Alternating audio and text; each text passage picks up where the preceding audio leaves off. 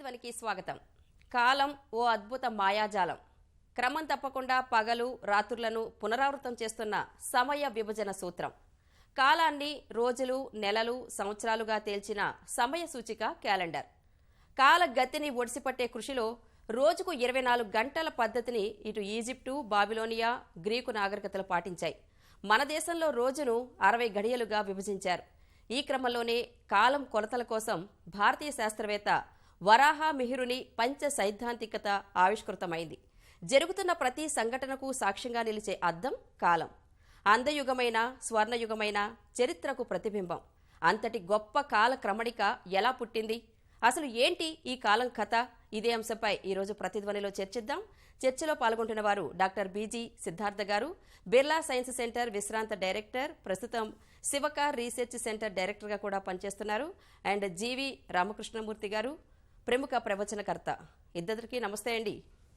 సిద్ధార్థ గారు, మనం ఇప్పుడు అనుసరిస్తున్న క్యాలెండర్ ఏదైతే ఉందో, ఇప్పుడు సంవత్సరానికి 365 రోజులని, ఇలాగ ఆదివారం, సోమవారం, ఇలాగ వారానికి 7 రోజులు కానీ, 12 మాసాలు కానీ, ఇవన్నీ కూడా అసలు ఎప్పటి నుంచి అమల్లోకి వచ్చాయి? దానికి ముందు అసలు కాల విభజన అనేది ఎలా ఉండేది సార్? ఇది ప్రస్తుతం మనం ఫాలో అవుతున్నది గ్రెగోరియన్ క్యాలెండర్ అంటాము, అంటే ఫర్ మోడర్న్ పర్పసెస్. కానీ క్యాలెండర్ అనేది 12,000 సంవత్సరాల కిందట ఆరంభమైంది. ఎందుకు ఆరంభమైందంటే అప్పుడు కృషి అంటే అగ్రికల్చర్ స్టార్ట్ అయింది. అగ్రికల్చర్కి టైం ఎప్పుడు మన సీడ్స్ వేయాలో, ఎప్పుడు పంట ఇచ్చేయాలో, రీప్ ద థింగ్, ఇటువంటివన్నీ వచ్చే అగ్రికల్చర్ తోటి. కనుక అగ్రికల్చర్ ఎంత ఓల్డ్, క్యాలెండర్ కూడా in some form or the other అంత ఓల్డ్. అంటే మనం we are going to 10,000 BC. So చాలానే సివిలైజేషన్స్ వాళ్ళకి కన్వీనియంట్ అయిన క్యాలెండర్స్ చేశారు. ఈజిప్ట్ వాళ్ళకి, గ్రీస్ వాళ్ళకి. కానీ ఇండియన్ క్యాలెండర్ అన్నిటికంటే పురాతనమైనది. ఈ క్యాలెండర్లో ఏమిటి విశేషం అంటే, మనం చంద్రుడితో మాసాలు లెక్క పెడతాం, కానీ కృషికి సూర్యుడితో మనం టైం రెకన్ చేయాలి. ఈ రెండింటినీ రికన్సైల్ చేయడం అంటే చంద్రుడి తాలూకు మాసాలు, సూర్యుడి తాలూకు సంవత్సరం, ఈ రెండు ఎలాగొస్తాయో అదే ఒక చాలా పెద్ద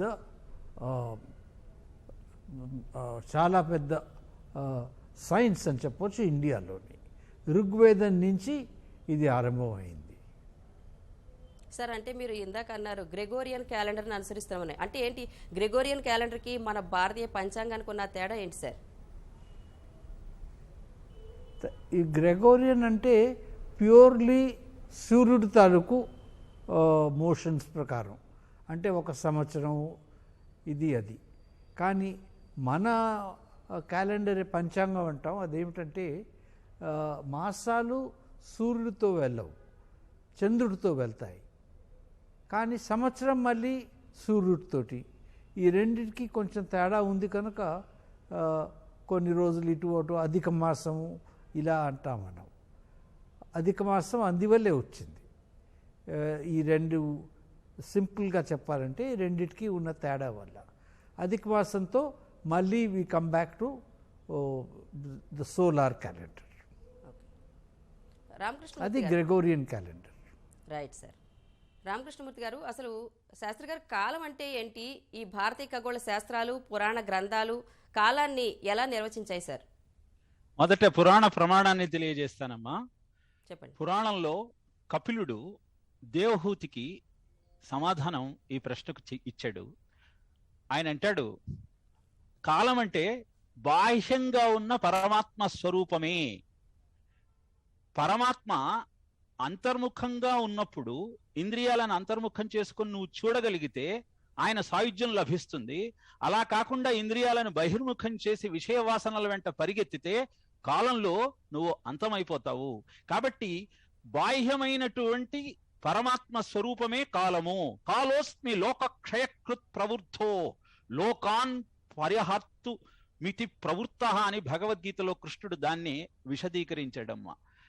కాలంబు ప్రపన్నులకు కాలాధీశ కాలంబు నిర్వ్యాపారంబు గదయ్యా అని భాగవత ప్రథమ స్కంధంలో ద్వారకకు వెళ్ళిన కృష్ణుణ్ణి చూసి అక్కడున్నటువంటి గోకులంలో ఉన్న వారంతా అంటారు, ఎవరైతే నిన్ను ఆశ్రయిస్తే వాళ్లకు ఈ కాలం ఎలాంటి ప్రభావము చూపించదని తెలియజేస్తారు. దీనికి అద్భుతమైన నిదర్శనం ఏమిటి అంటే, వసుదేవుడు బాలకృష్ణుణ్ణి గుండెల మీద హత్తుకొని గాఢాంధకారంలో వెళుతున్నప్పుడు సూర్యపుత్రిక అయిన యమున ఆయనకు దారిచ్చి గోకులానికి చేర్చింది. అంటే సూర్యుడు కాలానికి ప్రతీక. ఆ కాలానికి ప్రతీకగా ఉన్నటువంటి సూర్యపుత్రిక నీకు దారిచ్చి గోకులానికి చేర్చింది ఎప్పుడు? కృష్ణుడు గుండెల్లో నీకు ఉన్నప్పుడు. అది కాకుండా ఆ కృష్ణుణ్ణి అంతం చేద్దామనుకున్న కంసుడు ఆ సూర్యుడు పుత్రుడైన యమధర్మరాజు యొక్క పాలినబడి మరణించాడు. కాబట్టి కాలం అంటే ఆ పరమాత్మ స్వరూపమేనమ్మా. ఆ కాలంలో నీకు వచ్చిన ఈ మానవ జన్మను సార్థకం చేసుకోవాలనే ప్రయత్నం చేయమని పురాణం నీకు తెలియజేసింది. కాలం సృజంతి కాలం చరంత సృజంతి ఆశ్రయం అంటాడు శుకుడు పరీక్షిత్తుతో. ఈ కాలాన్ని ఆ పరమాత్ముడే సృజించి సత్వరజస్తమో గుణములతో ఉన్న నీ ప్రకృతిని నువ్వు రజస్తమో గుణములలో ఉన్నప్పుడు నిన్ను హరించి వేస్తూ సత్వగుణంతో ఉన్నప్పుడు నిన్ను కాపాడుతూ ఉంటాడు. కాబట్టే భారతీయ జీవన విధానంలో కాలానికి అత్యంత ప్రాధాన్యత ఇవ్వబడింది. ఏ పని చూసినా పంచాంగం చూసి చేసేటువంటి అలవాటు అనాదిగా వస్తోంది. అంతేకాదమ్మా, ఖగోళ శాస్త్ర రీత్యా చూస్తే మీరు ఇందాక 60 ఘడియలు 30 ముహూర్తాలుగా భారతీయుడు చెప్పాడు, పాశ్చాత్యుడు 24 గంటలుగా దీన్ని తెలియజేశాడు. అంటే మన యొక్క బేసిక్ యూనిట్ ఆఫ్ టైము క్రతి త్రుటి అని చెబుతాం. త్రుటిలో తప్పిపోయింది అంటాం. త్రుటి అంటే సెకనులో 300 వంతును త్రుటి అంటాం. అంటే భారతీయ జీవన విధానంలో మనం కాలానికి ఎంత ప్రాధాన్యత ఇచ్చామో, క్షణాన్ని, త్రుటిని, క్రతిని కూడా లెక్కించాము. అంటే నాయన, ఎక్కటి మానవ జన్మం ఎత్తిన ఫలమేమున్నది? మా అంటే వద్దు, నవ అంటే కొత్త, జన్మ అంటే పుట్టుక. మానవ జన్మ అంటే మళ్ళీ నీకు పుట్టుక లేకుండా చేసుకోవడానికి అవసరమైన అద్భుతమైన సమయమే ఈ కాలము. దీన్ని సరిగ్గా నువ్వు ఉపయోగించుకోగలిగితే నీ జీవితం ధన్యము. అందుకే ఖగోళ శాస్త్రంలో తిథి వారంచ నక్షత్రం యోగం కరణమేవచ అంటూ తిథి వార నక్షత్ర యోగ కరణాలుగా 5గా విభజించి మనకు ప్రతిపాదించటం జరిగింది. ఇక ఒక్క విషయం చెప్పి ముగిస్తానమ్మా. మీరు పురాణము ఖగోళము అన్నారు, నేను విజ్ఞానం కూడా చెప్తాను. మీరు ఇందాకటి దాకా బాహ్యమైన కాలంలో పట్టి కొట్టుకుపోతున్నాం అన్నాం కదా, మరి ఈ కాలాన్ని జయించాలి అంటే ఎలా? అంటే మనకు విజ్ఞాన శాస్త్రం ఒక మాట చెప్పింది, నీ స్పీడ్ గనక లైట్ స్పీడ్ తో ఏకమైతే you can get in to the time. అంటే టైం ట్రావెలింగ్ చేయవచ్చు, భూతకాలంలోకి భవిష్యత్తు కాలంలోకి వెళ్ళవచ్చు.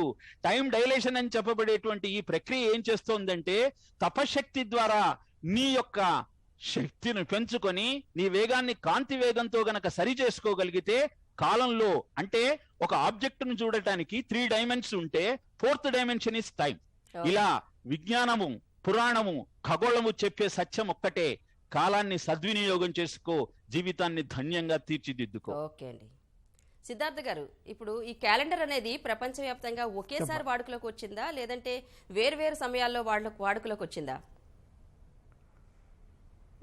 వేర్వేరు సమయాల్లో వేరువేరు సభ్యతలు వాళ్ళ క్యాలెండర్స్ చేసుకున్నారు. ఒక సభ్యత క్యాలెండర్ చేసినా మళ్ళీ అది మారింది టైంతో. కనుక క్యాలెండర్ అనేది ఇప్పుడు ప్రస్తుతం ఓన్లీ ఫ్యూ సెంచరీస్ నుంచి స్టాండర్డైజ్ అయిపోయి we are all using it. Otherwise it has been changing from place to place, time to time also. Sir, ఒకేసారి వచ్చినప్పుడు ఎందుకు ఒక్కొక్క కంట్రీలో ఒక్కొక్క రకంగా మనకి ఈ టైమింగ్ స్టాండర్డ్ అనేది డిఫరెంట్గా ఉంటుంది? అంటే it depends on the culture. ఇప్పుడు ఇస్లామిక్ కల్చర్ తీసుకోండి, వాళ్ళకి అగ్రికల్చర్ లేదు కనుక their calendar is purely lunar calendar. Lunar calendar చాలా యాక్యురేట్, ఎందుకంటే చంద్రుడు ఉన్నప్పుడు మనం నక్షత్రాలని చూడగలం. నక్షత్రాలేమో ఒక బ్యాక్గ్రౌండ్ అన్నమాట, ఒక scale to calibrate the motions of the moon. కానీ ఎక్కడైతే అగ్రికల్చర్ ఉందో అక్కడ సూర్యుడిని తేవాలి. Then it becomes a luni solar calendar. ఇండియాలోని మళ్ళీ ఈవెన్ జూడైక్ పీపుల్ ఆల్సో, వాళ్ళకు కూడా లూనీ సోలార్ క్యాలెండర్. కానీ most countries are either solar calendar, now majority are solar calendar. అంత యూనిఫార్మిటీ వచ్చింది. But a few countries are still lunar calendar. Okay, అంటే అక్కడ ఉన్న దేశ పరిస్థితులను బట్టి, వాళ్ళ వాతావరణాన్ని బట్టి, అవసరాలను బట్టి మారిందంటారు. అవసరం పట్టి. ఓకే, అగ్రికల్చర్ లేకపోతే ఒక ప్రాసెస్, అగ్రికల్చర్ ఉంటే ఇంకొక ప్రాసెస్, అలాగనమాట. రైట్. రామకృష్ణమూర్తి గారు, ఎందుకంటే అగ్రికల్చర్ ఈజ్, చెప్పండి sir. agriculture is directly connected with the sun, okay, not so much the moon. ఓ రామకృష్ణమూర్తి గారు, ఇప్పుడు ఈ కాలగణనకు ఉన్న చరిత్ర ఏంటి? అసలు కాలగణన పద్ధతులను ఎవరు ఫస్ట్ అసలు అభివృద్ధి చేశారు? చాలా పెద్ద ప్రశ్నమ్మా. కాల గణన చరిత్ర అని మీరు అడుగుతున్నారు. కాలం అనంతము. ఇది త్రుటితో క్రతితో ప్రారంభమయ్యి బ్రహ్మ పరిసమాప్తి దాకా, అంటే 4 యుగాలు గడిస్తే ఒక మహాయుగం. అలాంటి మహాయుగాలు 71 అయితే ఒక మన్వంతరం. అలాంటి మన్వంతరాలు 14 అయితే ఒక కల్పం. అలాంటి కల్పాలు 2 అయితే బ్రహ్మదేవుడికి ఒక రోజు. అలాంటి 100 సంవత్సరాలు అయితే ఒక బ్రహ్మ అంతరిస్తాడు, ఇంకొక బ్రహ్మ వస్తాడు. అందుకే పొద్దున్నే మమ ఉపాత్త దురితక్షయ ద్వారా శ్రీ పరమేశ్వరముద్దిశ్య శ్రీ పరమేశ్వర ప్రీత్యర్థం శుభే శోభనే ముహూర్తే శ్రీ మహావిష్ణురాజ్ఞయా ప్రవర్తమానస్య అద్య బ్రహ్మణ ద్వితీయ వరార్థే శ్వేతవరాహ కల్పే వైవస్వత మన్వంతరే కలియుగే ప్రథమపాదే జంబూద్వీపే భరతవర్షే భరతఖండే మేరోర్ దక్షిణ దిగ్భాగే శ్రీశైలస్య వాయువ్య ప్రదేశే అంటూ కాలం అంతా చెప్పి, మనం ఉన్న జాగ్రఫికల్ లొకేషన్ చెప్పి, మమ శ్రౌత స్మార్త నిత్య కర్మానుష్ఠాన ఫల యోగ్యతా ఫల సిద్ధ్యర్థం అని ప్రతిరోజు సంకల్పం చెప్పుకుంటామమ్మా. అంటే కాలంలో అనంతమైనా సరే నీ ఉనికిని చాటి చెప్పేటువంటి సాధనా క్రమాన్ని ప్రతిరోజు భారతీయుడు చేస్తాడు. అయితే ఇక్కడ నేను ఎందుకు దీన్ని ప్రస్తావన చేస్తున్నాను అంటే, కాల గణన చరిత్ర చెప్పటం చాలా పెద్దదైనా మనం కలియుగంలో ఉన్నాం కాబట్టి కలియుగంలో కాలాన్ని ఎలా గణించారు ఇప్పటిదాకా అన్న విషయాన్ని చెప్పి ఎవరు అభివృద్ధి చేశారో క్లుప్తంగా చెప్పే ప్రయత్నం చేస్తాను. కృష్ణుడు తన శరీరాన్ని, అవతారాన్ని పరిసమాప్తం చెందించటంతో చారుతర ధర్మరాశికి భారకుడగు కృష్ణుడు ఆత్మపదమునకేగన్ భారకుడు లేక ధర్మము ఎవరిని చేరును బలుపు చెడి మునినాథ అని భాగవతంలో చెబుతారు. కృష్ణుడు తన శరీరాన్ని వదిలేయటంతో కలియుగం ప్రారంభమైంది. మొట్టమొదట యుధిష్ఠిరుడు ఎప్పుడైతే పట్టాభిషక్తుడైతాడో అప్పుడు యుధిష్ఠిర శకం ప్రారంభమైందమ్మా. ఆయన 36 సంవత్సరాలు పరిపాలన చేశాడు. ఆయన తరువాత విక్రమాదిత్యుని యొక్క శకం ప్రారంభమైంది. ఆయన 80 సంవత్సరాలు పరిపాలించాడు. ఆయన తరువాత ఆయన కొడుకు దేవభక్త కుమారుడైనటువంటి శాలివాహన శకం ప్రారంభమైంది. ఆయన తన యొక్క పరిపాలనలో అద్భుతంగా ఈ కాలంలో అనేక ధర్మ సంస్థాపన చేస్తూ శకులనందరినీ ఓడించి తిరిగి తీసుకువచ్చాడు. ఇలా పంచాంగం మీరు చూసినట్టయితే యుధిష్ఠిర శకము, విక్రమార్క శకము, శాలివాహన శకము అని మనకు పేర్కొనబడి ఉన్నాయి. సరే, క్రీస్తు శకం గురించి ఎలాగూ మనకు అందరికీ తెలిసిన పద్ధతే. ఇప్పుడు మనకు కలియుగ ప్రారంభమయ్యి ఎన్ని సంవత్సరాలైంది అంటే, కృష్ణుడు తన శరీరాన్ని వదిలినప్పుడు 3102వ సంవత్సరం ఫిబ్రవరి 20వ తారీఖు అర్ధరాత్రి 2:27:30 కలియుగం ప్రారంభమైందమ్మా. మీకు ఎలా తెలుసు అంటే, అప్పుడున్న గ్రహస్థితి 7 గ్రహాలు మేషరాశిలో ఎప్పుడున్నాయో అప్పుడు కలియుగం ప్రారంభమైంది శాస్త్రం చెప్పింది. కాబట్టి అంత యాక్యురేట్ గా మనము మన ఖగోళ శాస్త్రాన్ని అనుసరించి కాల నిర్ణయం చేయవచ్చు. సూర్య సిద్ధాంతాన్ని అనుసరించి వేదాంగమైన జ్యోతిష్యాన్ని మనం ఆధారంగా చేసుకొని ఈ కాల గణన ప్రారంభించారు 3వ శతాబ్దంలో. తర్వాత 499వ సంవత్సరంలో మన ఆర్యభట్టు, 6వ శతాబ్దంలో వరాహమిహిరుడు, 12వ శతాబ్దంలో భాస్కరాచార్యుడు ఓకే ఈ కాల గణనను అభివృద్ధి చేస్తూ ఈ కాల గణన చరిత్రను మనకు తెలియజేసి ఈ రోజు Right. ముహూర్తం నిర్ణయించడానికి ఉపయోగపడేటట్టు చేశారు. ఓకే అండి. సిద్ధార్థ్ గారు, ఇందాక మీరు మాట్లాడుతూ చెప్పారు ఈ స్టాండర్డ్ టైం అనేది దేశ అవసరాలను బట్టి మారుతూ ఉంటుందని. ఈ ఇండియన్ స్టాండర్డ్ టైం అనేది ఎప్పటి నుంచి మనకు అమల్లోకి వచ్చింది? ఈ టైం స్కేలింగ్లో అక్షాంశాలు రేఖాంశాల పాత్ర ఎలా ఉంటుంది సార్? సుమారు 100 సంవత్సరాల నుంచి మనం ఇదే ఫాలో అవుతున్నామండి. దీనికి ఏమిటంటే టైంకి ఫర్ ఎనీ కంట్రీ మెరిడియన్ ద్వారా, మెరిడియన్ అంటే మీరు ఇప్పుడు అన్నారే లాంగిట్యూడ్ ద్వారా ఇది మనం డిటర్మిన్ చేస్తాం. ఓకే ఫర్ ఎగ్జాంపుల్ పాకిస్తాన్ 50 సంవత్సరాల కిందట was having east Pakistan and west Pakistan. రెండు దేశాలకి వేరే వేరే మెరిడియన్స్, గంట సేపు తేడా వెస్ట్ పాకిస్తాన్కి ఈస్ట్ పాకిస్తాన్కి. మనకి అదేమీ లేకుండా అది చాలా కన్ఫ్యూజింగ్గా ఉంటుంది.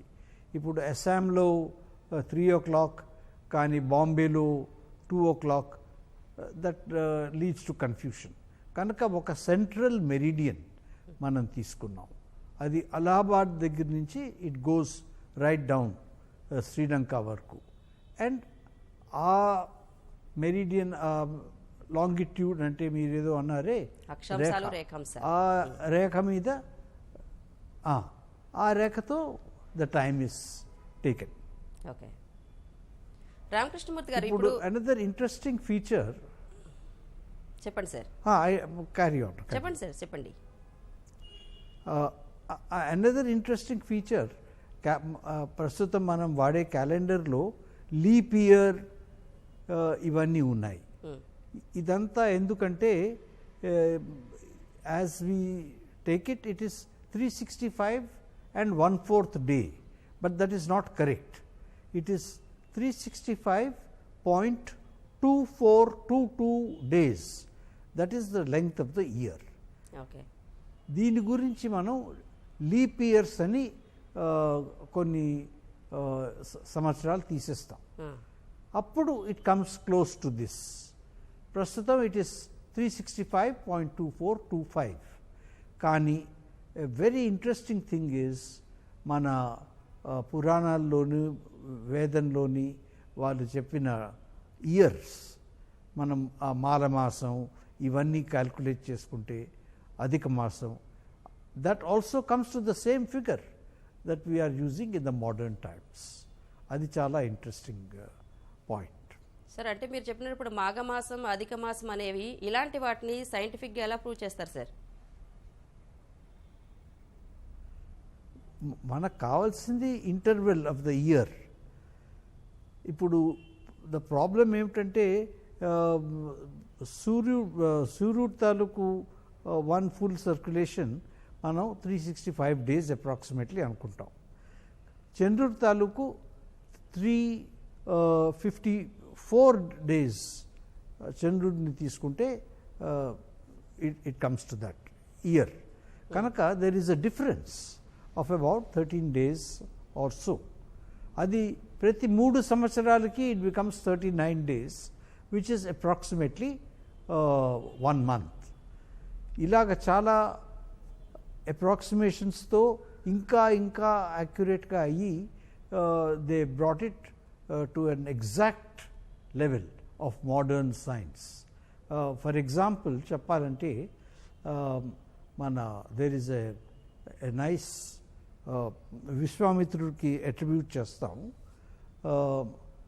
ఒక ఫార్ములా ఉంది వేదంలోనే, నాట్ పురాణ. అదేమిటంటే 3339 దేవతలు అగ్నిని వర్షిప్ చేస్తాయని. అదేమిటంటే అగ్ని అంటే సన్ అనుకోండి, అది చేసుకుంటే exactly present modern value we get. కనుక చాలా అద్భుతమైన విషయాలు ఉన్నాయి. కానీ ఎవరికి వేదం అంటే తెలీదు, పురాణాలు అంటే తెలుసు. Puranas are not accurate. అవేమో ఈ Aryabhata, Varahamihira, they were all not very old in one sense. వేదాలతో కంపేర్ చేస్తే అది 10,000 BC, వీళ్ళందరూ 500 AD. But they did something. వరామీరాకి పంచసిద్ధాంతిక ఎందుకన్నామంటే అప్పుడు 5 సిద్ధాంతాలు అంటే ఈ థియరీస్ ఉన్నాయి పాతవి, వాటిని వరామీరా వాజ్ ఎన్ ఎడిటర్. ఆ 5 పితామహ సిద్ధాంత, పితామహ అంటే భీష్ముడు, ఇటువంటివి ఆ 5 సిద్ధాంతాలని కంపైల్ చేశాడు, ఎడిట్ చేశాడు. But it is not Vedic. It is definitely much after the Vedas. Okay. Vedas were more accurate. Right sir. Ramakrishnamurthy garu, ఇప్పుడు ఈ క్యాలెండర్కి పంచాంగానికి ఈ రెండింటికి ఉన్న సైంటిఫిక్ ప్రామాణికతలు ఏంటంటారు? అసలు కోలో అంటే సర్కిల్ అని, డర్ అంటే గిఫ్ట్ అని, క్యాలెండర్ అంటే ఈ పరివృతమైన కాలం నీకు అందించే అద్భుతమైనటువంటి బహుమతి అని క్యాలెండర్కి మనం నిర్వచనం చెప్పచ్చమ్మా. అందుకే చర్చిలో 1వ తారీఖు నాడు వాళ్ళు 2 రిజల్యూషన్ తీసుకుంటారు. ఒకటి సోషల్గా నువ్వేం చేస్తావు, ఇంకొకటి వ్యక్తిగతంగా నువ్వేం చేస్తావు అని. ఇందాక డాక్టర్ గారు చెప్పినట్టు జూలియన్ క్యాలెండర్కి, గ్రెగరియన్ క్యాలెండర్కి వచ్చినటువంటి భేదాన్ని సంస్కరించడం కోసమే వాళ్ళు లీప్ ఇయర్ ఇవన్నీ ప్రవేశపెట్టారని చెప్పారు. కానీ క్యాలెండర్లో మనకు వచ్చే ఇబ్బంది ఏమిటంటే నెలకి ఎన్ని రోజులు అని ప్రశ్నిస్తే 30 రోజులని ఒకసారి చెప్పాల్సి వస్తుంది, 31 రోజులని ఒకసారి చెప్పాల్సి వస్తుంది, కాదు 28 రోజులని అనాల్సి వస్తుంది, లేదులే 29 రోజులు అనాల్సి వస్తుంది. ఇలా ఒక రకమైనటువంటి అయోమయ స్థితి మనం కేవలము క్యాలెండర్ని మాత్రమే ఫాలో అయితే మనకు వచ్చేటువంటి అవకాశం. ఇంకొకటి, క్యాలెండర్లో మీకు ఒక రోజు వచ్చినటువంటి తిథి లేదా ఆ సమయం మళ్ళీ తిరిగి రాదు.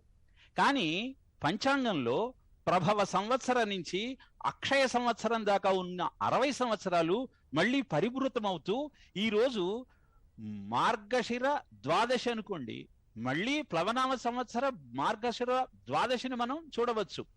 ఇలా భారతీయ జీవనమంతా ఈ జనన మరణ చక్రంలో నువ్వు అంతం కాకుండా ఈ కాలాన్ని అధిగమించి కాలస్వరూపుడైన ఆ భగవంతుడిని చేరుకోవటానికి అవసరమైన సాధన చేయడానికి ఉపయుక్తమైనటువంటి క్రమాన్ని బోధించేదే పంచాంగం అమ్మ. క్యాలెండర్కి పంచాంగానికి మనం కంపేర్ చేసినప్పుడు తిథి అంటే భగవత్ స్వరూపం అని, వారం అంటే ఆ కాలస్వరూపము 4 వారాలుగా ప్రకటితమైనప్పుడు ఒక్కొక్క గ్రహము ఆ భగవంతుడి చుట్టూ తిరిగేటువంటి సమయాన్ని వారం అని, నక్షత్రం అంటే ఈ విధంగా ఆ గ్రహం తిరిగేటప్పుడు ఏ క్షయం లేకుండా కాపాడే సమయం అని, యోగం అంటే ఈ నక్షత్రం చంద్రుడితో కలిసేటువంటి సమయాన్ని యోగం అని, ఈ ప్రక్రియనంతా కలిపి కరణం అని అంటారు. అందుకే ఎవరినైనా మనం దీవించేటప్పుడు ఆయుష్మాన్ భవ అంటాం. ఆయుష్మాన్ అనేది యోగాలలో ఉత్తమము, భవము అనేది కరణంలో ఉత్తమము. ఓకే సిద్ధార్థ్ గారు, బ్రీఫ్ గా చెప్పండి. చిన్న క్వశ్చన్, అసలు గ్రీన్విచ్ టైం ప్రాధాన్యత ఏంటి సార్? ఏమీ లేదండి, ప్రాధాన్యత హిస్టారికల్. అంటే 19th centuryలో England was the dominant power in the world. All over the world, it was all the British. కనుక వాళ్ళు గ్రీన్విచ్ అంటే లండన్ అబ్జర్వేటరీ కనుక they have taken that as a standard. Historically, we are continuing with that. If India was the dominant power in the world, then Indian Standard Time would have been the dominant thing. So, ekkado we need some place to start for universalizing this, and it turned out that London, being the most powerful place in the world, politically and economically and all that, British Empire, kanaka akkadi nunchi start chesaru, and we are carrying on with that convention. Nothing more, it's just a convention. Right sir. చర్చలో పాల్గొన్న సిద్ధార్థ్ గారు, రామకృష్ణమూర్తి గారు, thank you very much sir. ఇది నేటి ప్రతిధ్వని. నమస్తే.